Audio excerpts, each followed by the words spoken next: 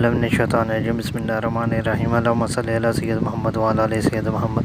अस्सलामु अलैकुम रहमतुल्लाहि व बरकातुहू। आज हम बनाने जा रहे हैं आलू बुखारे का शरबत, और इसकी रेसिपी मैं ऑलरेडी पहले दे चुका हूँ, लेकिन ये अब सोडे के साथ होगी।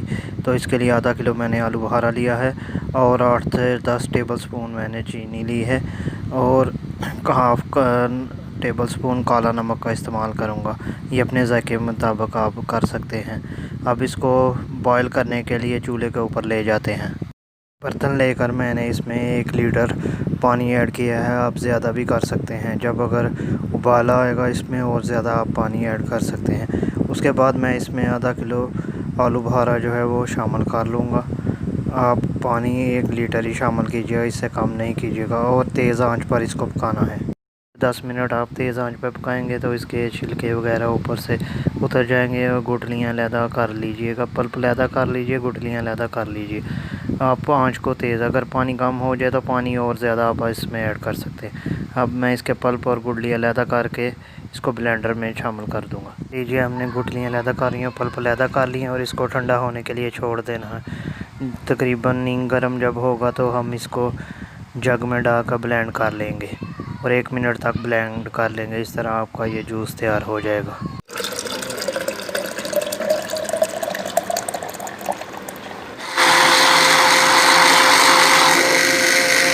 एक पिंच काला नमक, लेमन के टुकड़े डालेंगे, 3-4 लेमन के टुकड़े, और उसके बाद बर्फ़ के टुकड़े डालेंगे। 3 बर्फ़ के टुकड़े डाल दिए। अब इसमें हम ये जूस ऐड करेंगे, हाफ़ गिलास, आधा गिलास, और उसके बाद हम इसमें 7 अप यानी सोडे का इस्तेमाल करेंगे। और इंशाल्लाह आपका मैदा तबाह कैसे होता है ये आपको भी पता नहीं चलेगा।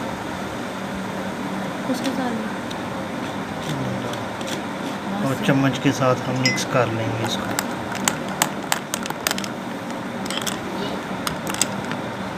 अगर ये वीडियो पसंद आई है तो इसको लाइक करें, शेयर करें, हमारे चैनल को सब्सक्राइब करें। मिलते हैं इंशाल्लाह नेक्स्ट वीडियो में, तब तक के लिए इजाज़त। अल्लाह हाफिज़।